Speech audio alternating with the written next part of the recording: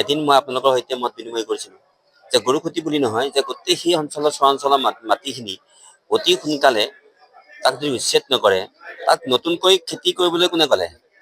যি কামত মই বিৰোধিতা কৰিছিলোঁ, আৰু এই যে তেওঁলোকক কাম কৰিবলৈ দিলে, এতিয়া ধুনীয়াকৈ শস্য লহপহকৈ বাঢ়িছে, চব সকলোৱে লোভ হৈছে।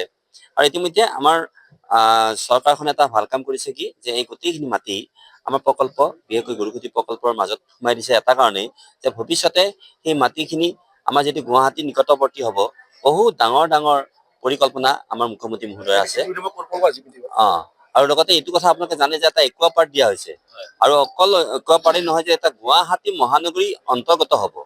সেইকাৰণে মই আপোনালোকৰ সন্মুখতে যেতিয়া কৈছিলোঁ যে আমাৰ যিখিনি আমাৰ তদানীন্তন যিগৰাকী উপায়ুক্ত কাকতি ডাঙৰীয়া আৰু গোটেই চাৰ্কল অফিচাৰসকলক মাতি আনি পেলাই মই কৈছিলোঁ, আপোনালোকে এসপ্তাহৰ ভিতৰত এইবিলাক উচ্ছেদ কৰক। খেতি কৰিবলৈ দিলে কিন্তু আপোনালোকৰ সমস্যা হ'ব।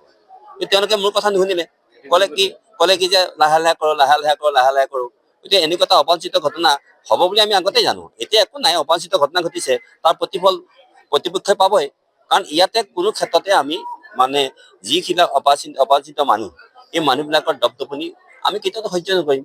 কাৰণ তেওঁলোকক আমি যদি এটা ৰাখিছোঁ, অৰ্থটো কি, যে তেওঁলোক যদি সঁচাকৈয়ে ভাৰতীয় নাগৰিক, তেওঁলোকৰ কাৰণে হয়তো বাট মুকলি হৈ আছে, কিন্তু যিবিলাক ভাৰতীয় নাগৰিক নহয়, তেওঁলোকৰ কাৰণে বাট মুকলি হৈ থকা নাই। কিন্তু সেই অঞ্চলটো যিহেতু এতিয়া এটা নতুন এটা মানে পৰিকল্পনা আগবাঢ়িছে, গতিকে সেই তাত থকা যিখিনি মানুহ, সেই মানুহখিনি মই আগতেই কৈ আছোঁ, আৰু এতিয়াও কৈছোঁ যে তেওঁলোকে তাৰ সেই মাটিবিলাকত বেদখল যাতে নকৰে, আৰু কৰিলে কিন্তু সমস্যা সমাধান কেতিয়াও নহয়, বৰং বাঢ়িবহে, তেওঁলোকৰহে সমস্যা হ'ব। যিকোনো খবৰৰ বাবে যোগাযোগ কৰক আমাৰ এই নম্বৰত 9181 307 2221।